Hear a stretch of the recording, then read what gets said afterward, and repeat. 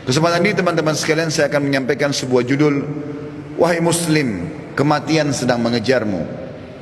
Ada satu fenomena teman-teman sekalian yang kita semua bisa lihat di depan mata kita, yaitu masalah kematian. Risalah ini akan kami sampaikan kepada orang yang sehat dan sakit, orang yang kaya dan juga miskin, para pemimpin dan masyarakat, orang cerdas dan juga orang yang bodoh, laki-laki dan perempuan, anak kecil ataupun orang dewasa. Ingatlah saudaraku, kita akan mengakhiri kehidupan dunia ini. Ada batas waktu di mana kita semua akan meninggalkannya. Semua yang kita kumpulkan dari rumah yang mewah, kendaraan yang kita banggakan, pasangan hidup, apa saja dari pakaian, bahkan perlengkapan dan pernak-pernik kehidupan ini, semuanya akan ditinggal. Pasti kita akan meninggalkannya. Nabi SAW bersabda dalam sebuah hadis yang sahih, kalau anak Adam meninggal dunia, akan ikut bersamanya ke kuburan tiga: keluarganya, hartanya, dan amalnya. Serta akan pulang dua, keluarganya akan pulang. Secinta-cintanya seorang istri pada suaminya, pasti dia tidak akan pernah menginap di kuburan itu. Dia akan pulang. Cinta-cintanya seorang suami pada istrinya juga tidak akan tinggal menemani istrinya di kuburan. Orang tua dengan anak, teman dengan temannya, bawahan dengan atasannya, semuanya akan meninggalkan kuburan tersebut. Begitu juga dengan harta. Mobil semewah apapun hanya diparkir di pagar kuburan. Setelah itu akan dibawa pulang menjadi warisan. Yang tinggal bersama kita hanya satu, amal kita, yang selama ini selalu kita lalaikan. Mikrofon masjid dengan keras, panggilan dari Allah, hayya 'alas shalah, hayya 'alal falah, ayo salat, ayo menuju kepada kemenangan, kita lalaikan. Orang miskin yang mengetuk-ngetuk kaca mobil, di sebelah rumah orang miskin tidak makan, mengulurkan tangannya, lalu syaitan membisikkan kuping kita mengatakan, orang itu masih muda, masih kuat, lalu kita mengiyakan syaitan sehingga kita tidak mengeluarkan sedekah tersebut. Al-Quran hanya menjadi hiasan, berbangga-bangga dengan kertasnya, dengan sampulnya yang bagus, penerbitnya yang dikenal, atau yang bestseller yang dijual di pasar-pasar. Bukan lagi berfungsi sebagai ayat-ayat Allah, peringatan yang harus dibaca dan jadi prinsip hidup, hanya menjadi sebuah kenangan saja. Begitu juga dengan orang tua yang dilupakan, hanya kena jabatan yang sudah naik, harta yang sudah mulai melimpah, memiliki pasangan yang cantik, anak-anak yang banyak, sehingga orang tua di kampung halaman dilupakan. Telepon pun hanya setahun sekali. Tidak ada lagi kejar pahala dan surga dari kedua orang tua. Padahal seorang salafus saleh pernah menemukan salah satu orang tuanya meninggal, lalu dia menangis terisak-isak. Kemudian murid-muridnya menanyakan, kenapa anda menangis? Kata dia, sungguh satu pintu surga sudah tertutup untukku, maka tertinggal satu lagi.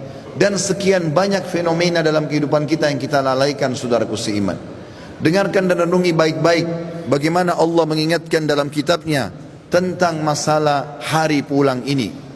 Yang pertama, disebutkan di dalam Al-Quran surah Al-Baqarah ayat 281. Allah berfirman, dan kekal ditilawakan oleh orang-orang beriman sampai hari kiamat. A'udzu billahi minasyaitonir rajim. Wattaqu yawman turja'una fihi ila Allah, thumma tuwaffa kullu nafsin ma kasabat wa hum la yudhlamun. Takutlah kalian, persiapkanlah diri kalian, fikirkanlah baik-baik, masuk semua dalam makna wattaqu. Hati-hatilah kalian dengan hari di mana kalian akan dikembalikan kepada Allah. Kemudian setiap jiwa akan diberikan balasan dan laporan dari amal-amalnya, baik ataupun buruk, dan mereka tidak akan dizalimi sedikit pun. Kalau hari ini teman-teman kita melihat seseorang kerabat kita, teman sejawat kita, partner bisnis kita dibungkus dengan kain kafan dan meninggal, dan kita mengantar ke kuburan sebagaimana mungkin itu sudah pernah kita lakukan, maka satu waktu nanti kita yang akan diantar. Teman-teman sekalian masih malas sholat, sholatlah teman-teman sebelum anda disolati oleh orang-orang. Banyak orang meninggalkan saf pertama masjid, padahal itu keutamanya sangat besar, tapi dia menunggu dia akan disolati di saf pertama pada saat meninggal dunia. Ini kerugian, penyesalan akan datang terakhir, saudaraku seiman. Dalam ayat lain Allah berfirman dalam surah Al-Baqarah ayat 48, A'udzu billahi minasyaitonir rajim. Wattaqu yawman la tajzi nafsun an nafsin syai'a wa la yaqbalu minha syafa'atun wa la yu'khadhu minha 'adlun wa la hum yunsarun. Hati-hatilah kalian, perhatikan baik-baik, renungi baik-baik kata Allah, hari di mana tidak ada lagi jiwa bisa membantu jiwa yang lain, dan tidak akan diterima lagi rekomendasi-rekomendasi, pertolongan-pertolongan, dan juga tidak akan pernah ada yang bisa memenangkan. Di dalam ayat yang lain juga Allah mengingatkan surah Luqman, surah nomor 31 dalam Al-Quran ayat 33. A'udzu billahi minasyaitonir rajim. Ya ayyuhan nas ittaqu rabbakum wakhshaw yawman la yajzi walidun an waladihi wala mauludun huwa jazin an walidihi syai'a. Inna wa'dallahi haqqun fala taghurrannakumul hayatud dunya wala yaghurrannakum billahil garur.